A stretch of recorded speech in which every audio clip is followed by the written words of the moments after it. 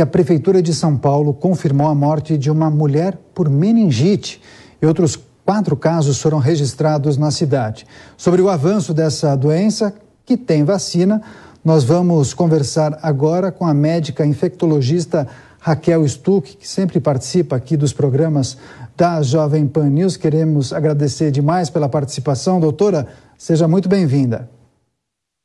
Obrigada, Daniel. Boa noite para você, boa noite para a Lívia, todos que nos acompanham. É um prazer estar aqui novamente.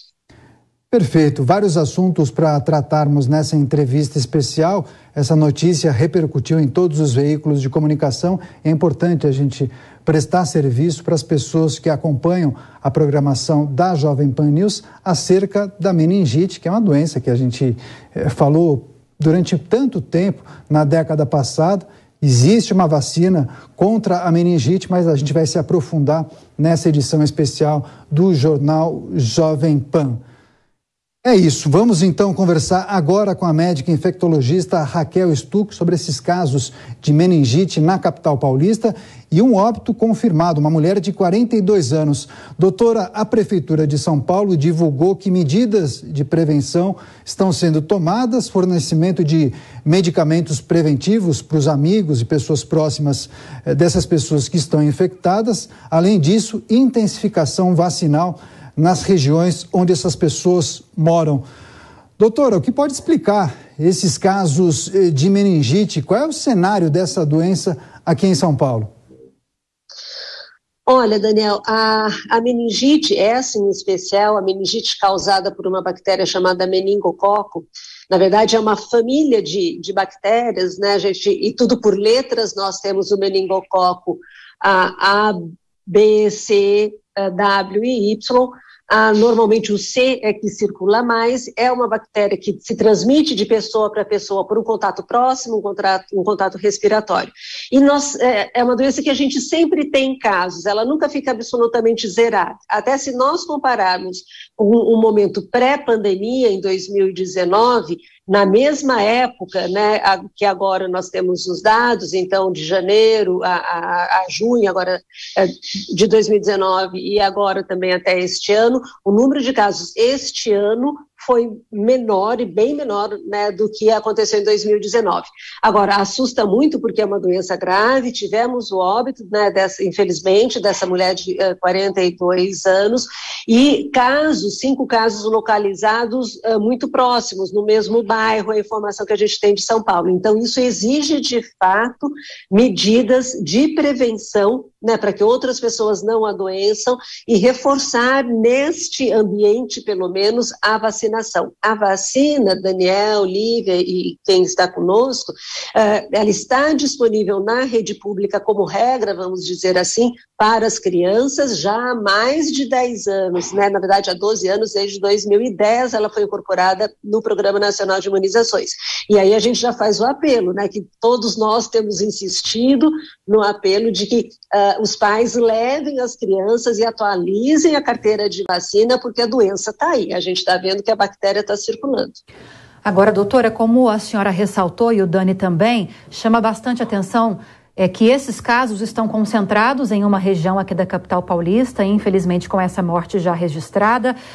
Nessa situação, dá para a gente falar que está havendo um surto, porque a pasta não confirma, né? A Secretaria Municipal de Saúde aqui de São Paulo não confirma, não fala em surto. Se não, em que situações a gente pode afirmar que é ou não um surto que está acontecendo? Olha, Lívia, a informação, né, da Secretaria é que são 5 casos no período de tempo relativamente curto e nesta mesma região. Então, este número de casos, ele já consegue, sim, do ponto de vista epidemiológico, vamos dizer, configurar um surto. E por isso que a vacinação, que a gente fala até meio de bloqueio, né, de toda essa região, dos 2 bairros próximos, ela está sendo feita, inclusive, para adultos, que não é uma população normalmente vacinada. nada, né? Então, e a gente vê muito isso com o meningococo, né? Você mais jovem, né? Não, talvez não se lembre, mas isso a gente pode recorrer aos dados. Nós tivemos um grande surto, uma grande epidemia até de meningite em 1974, né? Quando foi feita uma vacinação em massa com, né, centenas de mortes, e o meningococo tem essa característica, porque como ele se transmite de pessoa para pessoa, normalmente você tem, os casos se concentram em determinada localidade mesmo, onde o meningococo estava circulando, e isso é mais ou menos imprevisível, e uma pessoa adoece, a gente tem outras pessoas ali que podem estar com meningococo, né, e passam a transmitir para outras pessoas. Então essas medidas, né, de dar medicação para tentar eliminar quem está com a bactéria na garganta e já vacinar todos os outros é extremamente importante. Agora, doutora, é importante prestar serviço para as pessoas que acompanham aqui o Jornal Jovem Pan. Quais são os sinais, os sintomas mais comuns da pessoa que está com a meningite?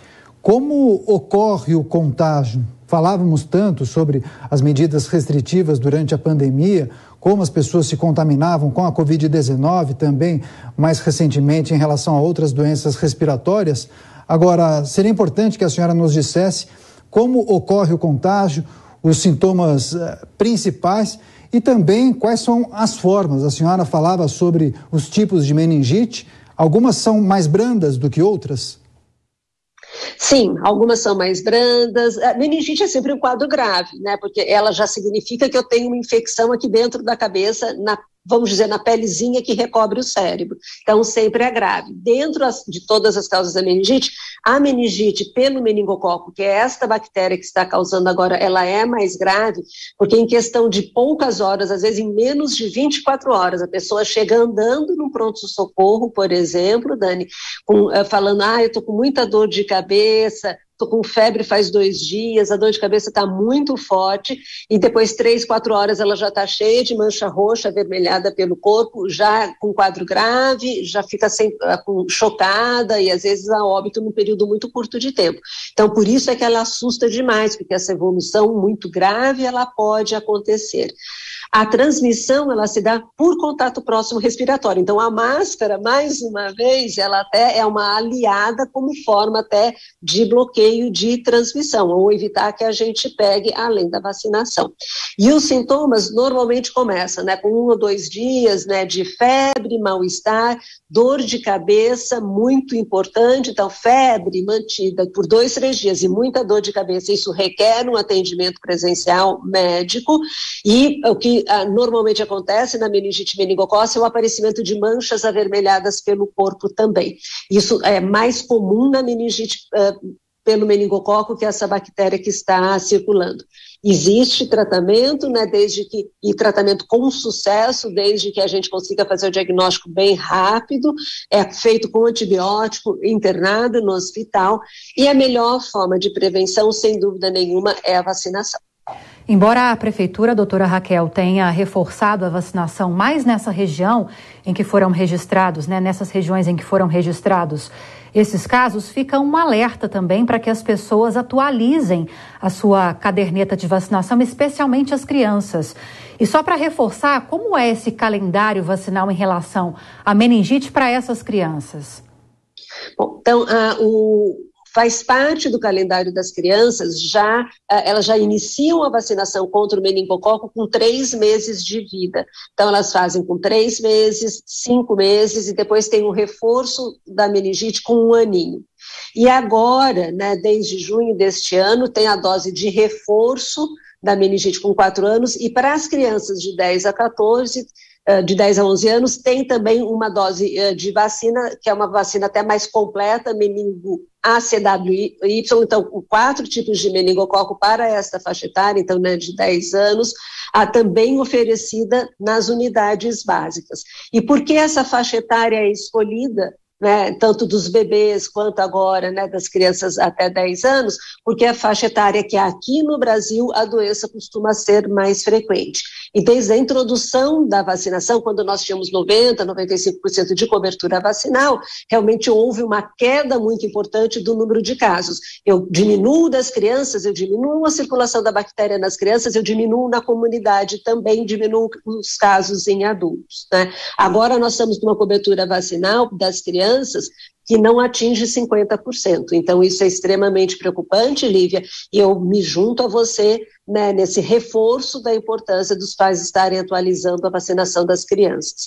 Nos adultos, aqui, isso é muito variável, por exemplo, nos Estados Unidos é uma doença que atinge mais adolescente, então, nos Estados Unidos, no calendário norte-americano, essa vacina é colocada na adolescência. Em adultos, o risco é relativamente menor de ter esta doença. Por isso, em questão de saúde pública, que essa vacina não foi incorporada, vamos dizer, não é oferecida de graça para os adultos na rede pública, a não ser que haja uma situação como agora de surto. Os casos de meningite em São Paulo, aqui com a médica infectologista Raquel Stuck explicando e trazendo detalhes importantes para você que acompanha o Jornal Jovem Pan. Doutora, muito obrigado mais uma vez pela participação. Boa noite, até a próxima. Boa noite, foi um prazer estar com vocês, um bom descanso a todos e até a próxima. Obrigada, doutora.